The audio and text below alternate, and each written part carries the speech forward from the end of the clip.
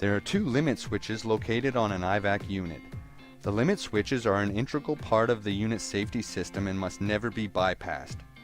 The limit switches ensure that the intake and discharge gate positions are correct before opening of the intake gate or turning on of the discharge air is allowed to continue.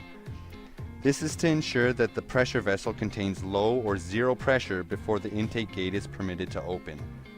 The Venturi limit switch works in series with the pressure switch located in the electrical panel. When the vacuum unit goes into vacuum mode, electric power is used to operate the max solenoid valves that control the opening of the inlet and Venturi gate valves and the closing of the discharge knife gate valve. When in vacuum mode, the Venturi gate opens first, and therefore opening the tank to atmosphere. That causes low tank pressure before the intake gate will open. This is meant to bleed off any remaining pressure in the tank.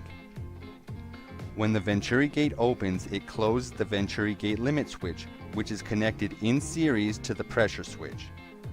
Once the pressure switch senses low tank pressure, it allows the intake gate to open. If the intake gate opens and allows air into the inlet hose prematurely, the discharge line could be plugged or the pressure switch requires adjustment.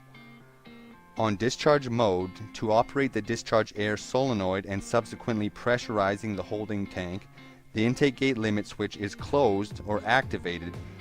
When the intake gate is closed, discharge air is allowed to enter the tank by turning on the discharge air angle seat valve to discharge the picked up materials. The limit switch should be checked for tight mounting bolts, the arm lever checked for proper setting and actuation point. The strain relief should be tight on the cable to ensure that no water can enter the switch and the cable is held tight.